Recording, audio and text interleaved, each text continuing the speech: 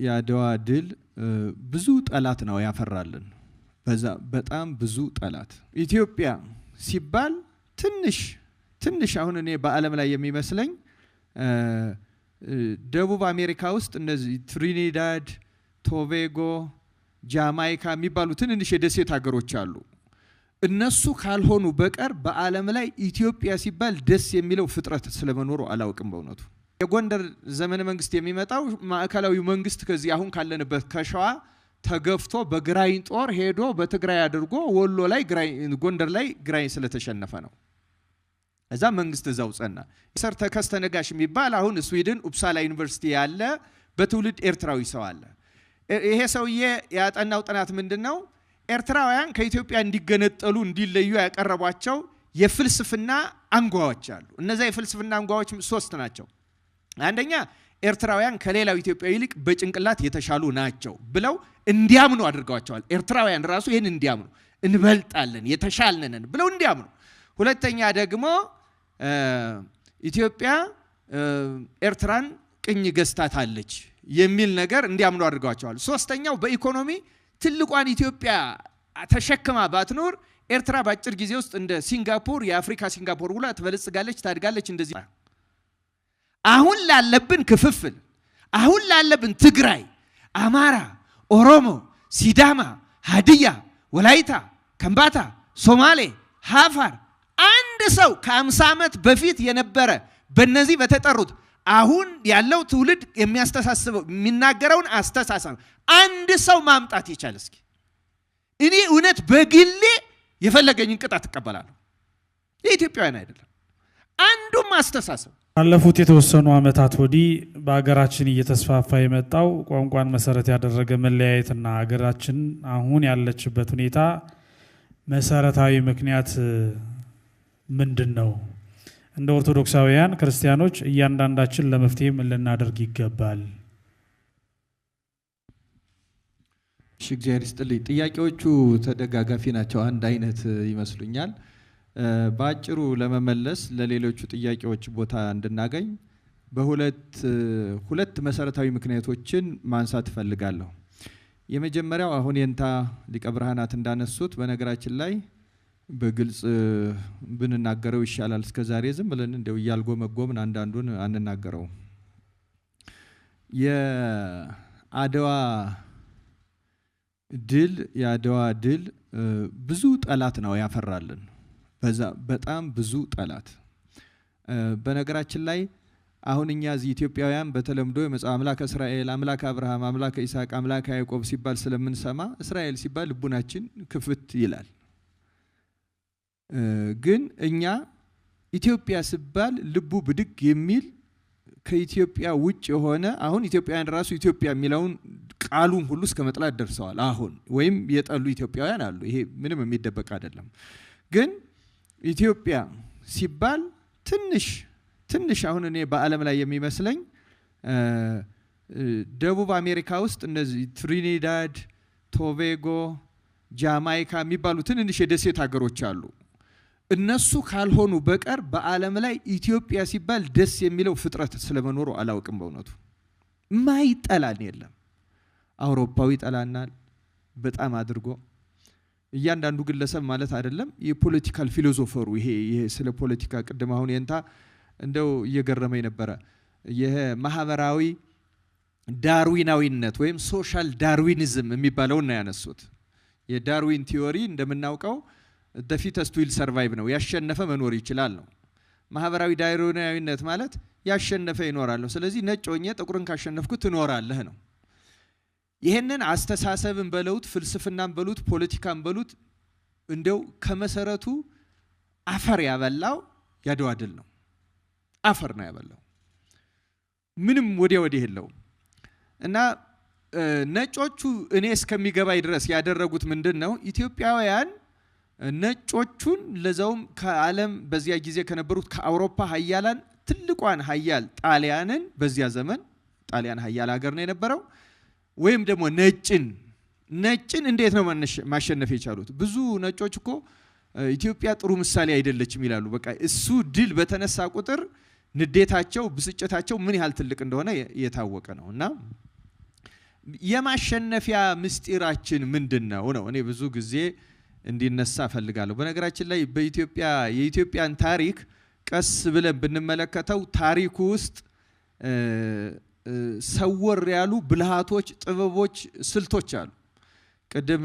የንታ ገብረመድህን ሲያነሳሷቸው ነበር ነገስታቱ ለምሳሌ የነ ላሊበላ ዘመን ወይም የላስታ ዘመን ያልፍና የዚህ በተለምዶ የሸዋ ዘመን የምንለው መካከለኛው ክፍለ ዘመን ወይም ባንዳንዶች ምሁራን አጠራር ሰለሞናዊ የሚባለው ሲመጣ ነገስታቱ ዳዊት ይስሐቅ ዘርዓ ያዕቆብ እንደዚህ ናቸው በነገራችን ላይ ልክ የጎንደር ዘመነ መንግስት ሲመጣ የነገስታት ስም ይለወጣል ለምን የጎንደር ዘመነ መንግስት የሚመጣው ማዕከላዊ መንግስት ከዚህ አሁን ካለንበት ከሸዋ ተገፍቶ በግራኝ ጦር ሄዶ በትግራይ አድርጎ ወሎ ላይ ጎንደር ላይ ግራኝ ስለተሸነፈ ነው እዛ መንግስት እዛው ጸና ይሄ ታሪካዊ አጋጣሚ ነው እዛ የወሰደው ሌላ ምንም ታሪክ የወሰደው ነገር የለም ግን ከዛ በኋላ የማህበረሰቡን ስነ ልቡና ሲለውጡ የነገስታቱ ስም የጻድቃን የምናምን ስም ከመሆን ይቀየርና የሰማዕታት ስም መሆን ይጀምራል ገላውዲዮስ ቴዎድሮስ ሱስንዮስ ፋሲለደስ ኢያሱ ምናምን እነዚህ በሙሉ መዋዕያን ናቸው አሸናፊዎች ናቸው ተዋጊነት ታሪክ አላቸው እኮ ትልቅ ፍልስፍና ነው ቀስ አድርገን እናስተውሰው ማለት ነው አንዱ እኔ አሁን ቀደም ብዙ መጠየቅ የሌለበት ምለው ምንድነው እንደዚህ ያለ በመድረክ ስላወራ ነው ለውጥ አያመጣም የሚያመጣው ስናውቅ ነው ወደ ዕውቀት ነው መድ ያለብን ስናውቅ ዕውቀቱ ይወስደናል እኮ እዛ ምን ደርስበት ጋር ይደርሰናል አሁን ብፁዕ አባታችንም ተናገሩ ተመረጡ ግቡ ምናምን እኔ ማለትም የለብንም ብዬ ነው ማስበው የሳቸውንም የሌሎቹን እንትን ለማለት ሳይሆን ይሄ ሳይነገር የማይገባው ሰው ቢነገርም አይገባውም ብዬ ነው ማምነው በነገራችን ላይ ምንም ትርጉም የለውም እንደዚህ ያለ ሰው ምንም ትርጉም የለውም እንደውም ለእንደዚህ ያለ ሰው ከመንገር አለ መንገር ግድ የለም አርፈ ከተቀመጥ ማለት ይሻላል ለዛው እንደተባለው ቢፈልግ ቴዎድሮስም ቢፈልግ እንትናን ሲጠብቅ ይኖር እና ትልቁ ነገር የኢትዮጵያ የክርስትና ስነ ልቡና ፍልስፍናውን እንድታዩ ትፈልጋለሁ ስም ራሱ በአላማ ነው በሆነ ዘመን የሚወጣው ዝም ብሎ አይደል እና ትርጓሜያችን እኔ አሁን ብዙ እንደው ለመናገር ብዙ ጥሩ ላይሆን ይችላል ይያልኩ ነው እንጂ ሶሻል ዳርዊኒዝምን የኛ ትርጓሜ ነው የሚጥለው ለምሳሌ አዳም የሚለውን ሲተረጎም እንደ ራይት ያረዘመ እንደ ድንክ ያላጠረ እንደ ለምጻም ያልተንቦገቦገ እንደ ቁራ ያልጠቆረ ይላል አበሻ ማለት ነው ሲተረጎም ባጭሩ አይደለም በቃ የሰው ልክ አበሻ ነው እንደማለት ነው በነገራችን ላይ ይሄ እኮ ትልቅ የስነ ልቡና መሳሪያ ነው የሉድ ያቅሌማ ሲተረጎም ለምሳሌ እንዴ ነው የሚተረጎመው የሉድ ታሪክ እንደዚህ እኔ እንዲያውም በፊት ድሮ ገጠር ይያለው እንደዚህ ያለ ሰው ያለ አይመስለኝም ነበር ስለ ሉድ ሲነገር አይነ መጫጫ ዘውረ ለውጫ ጥርሰ ገጣጣ ደረተ ማንታ እግረ ዘነዘና ወገበ መናና ሲባል በኋላ የኤዥያ ምናምን ሰው ሳይ እንዴ አለ እንዴ እንደዚህ ሉድ በዛ አይተውታል ግን እኔ ሲበስለኝ ኢትዮጵያውያን አይተው ነው ወደ ትርጓሜ ያመጡት አይተው ነው እኔ ሰው እኩል ነው ብለው ያምናሉ የተሻለ ነው ከተባለ ግን አበሻ ነው የተሻለው ነው በነገራችን ላይ ስነ ልቡናው አሁን ውጊያው የተቀየረው የተሻልከ አይደለም ነው በነገራችን ላይ ሌላ አይደለም አሁን የሚካሄደው ድንቁርናችን በጣም ተስማምቷቸዋል ሰው ወደ ድንቁርና በ100 ሜትር ሩጫ ፍጥነት እየሄደ ያለ ነው የሚመስለው እኛ በእውነቱ በጣም በፍጥነት ድንቁርና ላይ ለመድረስ በሌላም ቦታ ተናግሬዋለሁ ወደ ድንቁርና ብቃት ነው ብንሄደው እኛ ወደ ዕውቀት ብቃት ወደ ቅድስና ብቃት ሳይሆን ወደ ድንቁርና ብቃት ነው የምንጓዘው እና አበሾ ነጮቹ ምንድነው ያደረጉት በትክክል ቁጭ አድርገው የሰሩት ስራ የብዙ የታሪክ ምሁራን ጽፈዋል እኔ በሌላ መድረክ ተናግሬዋለሁ ያደዋ ድል ማለት የጥቁር ህዝብን የወደፊት እጣ ፋንታ በመድር ላይ የወሰነ ድል ነው ሰው ጥቁር እንደማንኛውም ነጭ ሰው ነው ማሸነፍ ይችላል ማአት ትምርት ነው የሰጠው ለነጮቹ በነገራችን ላይ ተነግሮ የማያልቅ ትምርት ነው የሰጠው ጠላቶቻችን ግን ብርቶች ናቸው ስለዚህ ውጊያውን በመሳሪያ ከማድረግ ወደ አስተሳሰብ ቀየሩት እኛን ወደሚከፋፍል አሁን ማን ነው እኛን የከፋፈለ ነው ጥያቄው በነገራችን ላይ እኔ ትዝ ይለኛል እዚህ አሁን የ2004 ዓመተ ምህረት 2008 ይመስለኛል ኖርዌይ ነበርኩና አንድ ጣሊያን ሀገር ያለ አንድ ኢትዮጵያዊም ጣሊያናዊም የሆነ በአንድ ጎኑ ጣሊያናዊ በአንድ ጎኑ ኢትዮጵያዊ ሰው አለና ኢትዮጵያ ውስጥ ጋዜጣው ምናምን የሚወጣ ኢትዮጵያ ውስጥ የሚደረገው ድርጊት ጣሊያን አገር ባሉ ጋዜጦች በፊት ገጽ ነበር ይዘገብ የነበረው እና ሄጄ ጠየቅኩ አለ የታወቀ የታሪክ ፕሮፌሰር አለ እውነተኛ ታሪክ ነው እንዴት ታያዋለህ ኢትዮጵያ ውስጥ የሚካሄደው ምናምን አለውና በሱ አነጋገር ሙሉን አልናገር once again Ethiopians start to reunite and build one nation ነው እንደዚህ አለው እንደው አመጹ ከተነሳበት ቦታ ማያይዞ ተናግሮታል ለነገሩ በትክክል ያንን አስተውሸ መናገር አልችልም እንጂ እና ምንድነው ያለው ግን ያ ሰውዬ ጣሊያን ከኢትዮጵያ ከወጣች በኋላ ያደረገችው ኢትዮጵያን የሚከፋፍል ስራ ነው የሰራችው በዚያ ዘመን የነበረው የጣሊያን መንግስት በጥናት የተረጋገጠ ሁሉ እናገራለሁ ይሄ ምን ምክንያቱም ጥናት ላይ ያለ ነው እናም እንዴት እንደሚከፋፈል ሌላው ቀርቶ አሁን ይሄ አማራ የሚባለው ጎንደር ጎጃም ሸዋ ወሎ እንዴት እንዳይስማማ የየራሱ ትርክታለው አሁን የየራሱ ጀብደኝነት የየራሱ ፉከራ እንዳይግባባ የሚያደርጉ ስትራቴጂዎች ተነድፈው በጀት ተበጅቶ ጥናት የሚመስል ነገር እየተሰራ እንዳይስማማ ተደርጎ ተሰርቷል ምሳሌ እኔ በጥናት ያነበብኩትን በዩኒቨርሲቲም ቁጭ ብዬ ያጠናው ሰው የተናገረው ልንገራችሁ ምን ብታነቡትም ደስ ይለኛል ፕሮፌሰር ተከስተ ነጋሽ የሚባል አሁን ስዊድን ኡፕሳላ ዩኒቨርሲቲ ያለ በትውልድ ኤርትራዊ ሰው አለ ይሄ ሰውዬ ያጠናው ጥናት ምንድነው ኤርትራውያን ከኢትዮጵያ እንዲገነጠሉ እንዲለዩ ያቀረቧቸው የፍልስፍና አንጓዎች አሉ እነዛ የፍልስፍና አንጓዎች 3 ናቸው አንደኛ ኤርትራውያን ከሌላው ኢትዮጵያዊ ይልቅ በጭንቅላት የተሻሉ ናቸው ብለው እንዲያምኑ አድርገዋቸዋል ኤርትራውያን ራሱ ይሄን እንዲያምኑ እንበልጣለን የተሻልነን ብለው እንዲያምኑ ሁለተኛ ደግሞ ኢትዮጵያ ኤርትራን ቅኝ ገዝታታለች የሚል ነገር እንዲያምኑ አድርገዋቸዋል ሶስተኛው በኢኮኖሚ ትልቋን ኢትዮጵያ ተሸክማ ባትኖር ኤርትራ ባጭር ጊዜ ውስጥ እንደ ሲንጋፖር የአፍሪካ ሲንጋፖር ሁላ ተበለጽጋለች ታድጋለች እንደዚህ ነው አሏት ቅድም ይሄ ብዕላውን እንታም ያሉት የሚያሳሳ ተናግረውታል በተለያየ የሚያስጎመጅ አድርገው ይነግሩናል አሁን የሚባለው እንደዛ ነው በነገራችን ላይ ኦሮሚያ እንዲብትወን ትበለጽጋለህ አማራ እንዲብትወን እንዲትሆናለህ እንትን እንዲብትወን እንዲትሆናለህ እነዚህ ቲዮሪዎች መነሻቸው ጣሊያን ነው እና እነዚህ ተከስተ ምንድነው ያደረገው የተማረ ሰው ስለሆነ እነዚህ የራሳቸው የኛ ያበሾች አስተሳሰብ በፍጹም ሊሆን አይችሉም ለምንድን ነው ሊሆን የማይችሉት ጣሊያን 80 ዓመት ይዟት ከቆየ በኋላ ኤርትራ በአፄ ኃይለ ሥላሴ ጊዜ ስትዋሃድ 6 ፓርቲዎች 7 ፓርቲዎች ነበሩ አስመራ ውስጥ 6ቱ ኤርትራ ትንገጠል የሚሉ ናቸው አንዱ ፓርቲ ብቻ ኤርትራ ከእናት ሀገሯ ከኢትዮጵያ ጋር መዋሃድ አለባት የሚል ነው እና የተባበሩት መንግስታት ጣሊያን ያደረገችው ምንድነው የተባበሩት መንግስታት ላይ 6 ፓርቲ ትገንጠል ይያለ አንድ ፓርቲ ትዋሃድ ስላለ ለምንድነው የምትዋሃድ የሚል ክርክ የኢትዮጵያ ዲፕሎማቶች ጎበዞች ስለነበሩ 6ቱ ፓርቲ ከ6 ቢሮ በቀር 6 ሰውም ተከታይ የለው በውሸት ጣሊያን ያቋቋመው ነው ህዝቡ የሚለውን ሂዱና ስሙ አሏቸው ከዛ የተባበሩት መንግስታት ልኡክ ላከ ልኡክ ሲልክ እኛ እነዚህ እነ ዲሜጥሮስ ገብረ ማርያም ናቸው ህዝቡን ያስተባብሩት የነበሩት ምንድነው ያደረጉት የኤርትራ ህዝብ አስመራ ላይ ተሰብስቦ ጠበቃቸው ልክ እንዳሁኑ ሜዳ ላይ ያደረጉና 2 ዛፍ ላይ አንዷን ዛፍ ላይ እናቲቱን ላም አንዷ ዛፍ ላይ ጥጃይቱን አስረው ጠበቋቸው እና እናቲቱ ላምም ወደ ጥጃው አንቧ ብላ ቆርጣ ልትሄድ ትታገላለች እንቦሳውም ወደ እናቷ በቃ ይታገላሉ የተባበሩት መንግስታት ልኡካን ሲደርሱ ይሄ ምንድነው የምታሳዩን አሏቸው ይሄው ኤርትራና ኢትዮጵያ እንደዚህ እናት ላምና እንደዚህ ጥጃ ሊገናኙ እናንተ ናችሁ በገመዳ አስራችሁ አናገናኝም ያላችሁ አሏቸው ይሄንን ሲያሳዩአቸውና ህዝቡ አንድ ሆኖ ሲያገኙት በፍጹም ሊቋቋሙ ፓርቲው 6 ስለሆነ አይደለም ህዝቡ አንድ ነው በዚህኛው ነው ያለ ብለው ፈቀዱ ኤርትራ ተዋሃደች ከዛ በኋላ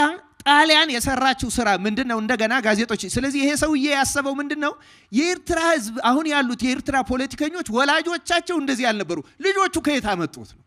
በነገራችን ላይ ይሄን ነው መጠየቅ ያለብን ኦሮሞ አሁን ያለው አክቲቪስት የሆነው ነበር የኢትዮጵያ ኦሮሞ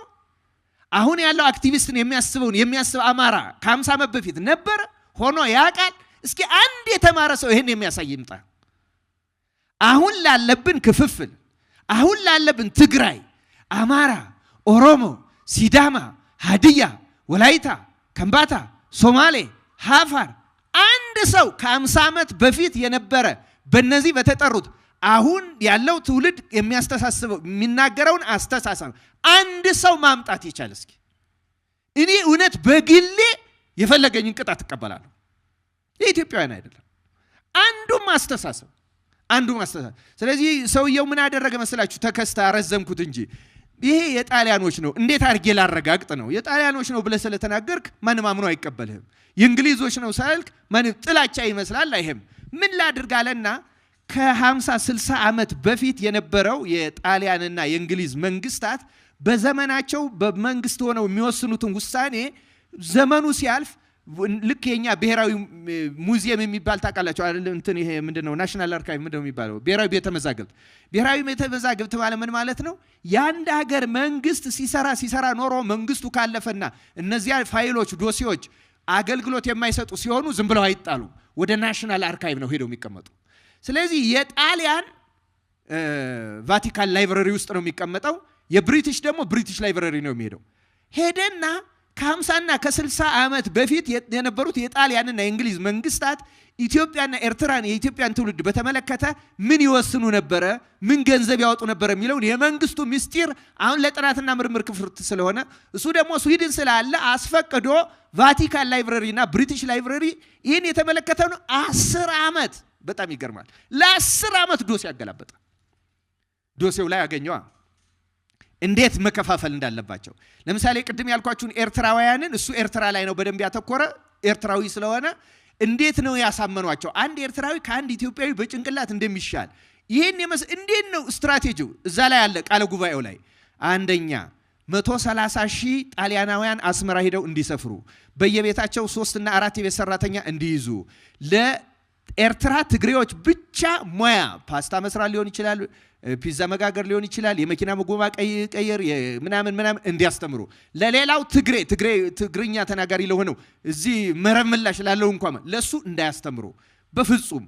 ከዛ በኋላ ምን ያደርጓቸዋል ያን ያደርጉና አንድ ቦታ ላይ መኪና ጎማ ለውጥ ይሉታል ለምሳሌ አንድ ኤርትራዊን ትግርኛ ተናጋሪና አንድ ትግራዊ ትግርኛ ተናጋሪ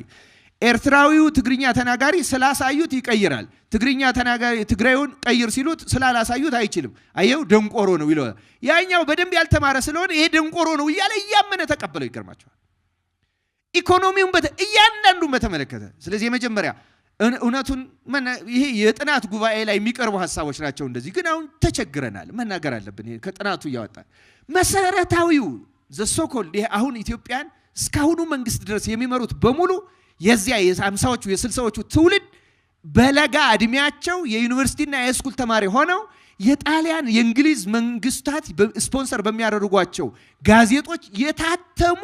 ወሬዎችን እውነት አድርገው ያዙ ናቸው ይሄ እውነት ነው የፈለገ ጎበዝ ፖለቲከኛ በሉት አብዛኛው ያ ትውልድ የተበከለ ነው አውሮፓ ስኮላርሺፕ እየሰጡ ሌላ ቲዮሪ እየሰጡ እየጨመሩ ይሄን ያደረጉ የኢትዮጵያ በቋንቋ በጎሳ የመከፋፈል አበሳ ሀ ተብሎ የተጸነሰው እንግሊዝ ነው አድጎ ጎልምሶ ወታደር ሆኖ የመጣው ከጣሊያን ነው ለኢትዮጵያ እነዚህ ሁለቱ ሀገሮች ናቸው ማንኛውም ተመራማሪ ከዚህ ውጭ መውጣት አይችልም ይሄ ተንኮል ትርጓሚዎች ታሪካችን እያጠኑ ለምሳሌ በፊሎሎጂ ዶክመንቶቹን እያስጠኑ ከዛ በኋላ ለትርጉም በሚያመጅ ይገርመኛል አሁን በምኒልክና በአጼ ዮሐንስ ትርክት ላይ ያማራና የትግሬ ወጣት እንዲጣሉ ያደረጉበት ያሳዝናል ትልቅ ትምህርት እኮ ነው ይሄኔ አጼ ዮሐንስና አጼ ምኒልክ ባንድ ላይ በገነት እየዘመሩ ነው እዚህ ምኒልክና ዮሐንስ እያለ በዱላ ሲደባደብ ይውላል በጣም እኮ የሚገርም ነው ሁሉም ሰዎች ናቸው ኃጢአትስ እንኳን እነሱ ገዳም የገባ ብፁዓዊ እንኳን እኮ ኃጢአቱ የኔ አይነት ኃጢአት አይደለም እንጂ እኮ ይወድቃል ይሳሳታል እኮ አይደለም ምኒልክ አይደለም ዮሐንስ አይደለም ቴዎድሮስ ማን ካሌብ ብንለው በጽድቅ ብናነሳው ባለመሳሳት ጻድቅ የሆነ አንድም ሰው የለም ከመቤታችን በቃ እንደውም አንድ የምስራቅ ኦርቶዶክስ ሰው ምን አለ ቢነዳው the holy fathers are not the holy spirit አለ እንዴ ቅዱሳን አባቶች እኮ ቅዱሳን ሰዎች ናቸው እንጂ ራሱ መንፈስ ቅዱስ አይደሉም ማለት እውነቱን እንዴ ሰውነታቸውን ለውጠው መንፈስ ቅዱስ ሆነዋል እንዴ እነሱ እግዚአብሔር ሆነዋል እንዴ አልሆኑ መንፈስ ቅዱስ ይሰራባቸዋል እንጂ ደግሞ ፈቃዳቸውን ጨልጦ ገርኝቶ እኛ እንደምንጠቀምበት እንደዚህ ማይክሮፎን እንደ ቴፕ እንደ ጠበንጃ አይደለም የተጠቀመባቸው ሰው ሆነው ፈቃዳቸውን ተጠቅሞ ነው የሰራባቸው ስለዚህ ሰው እንደዛ አይደለም ይሄን ማወቅ አለብን እና ክርስቲያኖች የመጀመሪያው እነ ዕውቀት ነው የሚያወጣን ቀደም እውነት ብለዋል የንታያው መጽሐፍ ጌታ የተናገረው እውነትም እኮ ይሄ ነው በአለም ላይ የተከሰተው እውነት ስለ ራስህ የምትናገረውን ቋንቋ ስለሚናገር ንጉስ ስለጮክ የምትፈጥረው ምንም ነገር የለም እርግጠኛው የምነግራችሁ ምኒልክን የምትደግፉ ራሱ ምኒልክ አይፈልጋችሁ ዮሐንስን የምትደግፉ ራሱ ዮሐንስ አይፈልጋችሁ እውነትን እንድንደግፍ ነው አሁን እነሱ በሰማይ ሆነው የሚፈልጉት በምድር ያሉ መቼም ሰዎች ናቸው ለስልጣን የሚፈልጉትን ይኖራል አሁን ግን ያን አይፈልጉ በእርግጠኝነት የትኞቹ ይሄ አስተሳሰብ ከአድዋ ድል ገና ይጎደናል እና የሰው ልክ የኛ ትርጓሜው አስተሳሰቡ ምኑ ራሳችን አድርጎ ነበር የሰራው በጣም ጥሩ የመጀመሪያው ድክመት የመጀመሪያው ችግር ይሄ ነው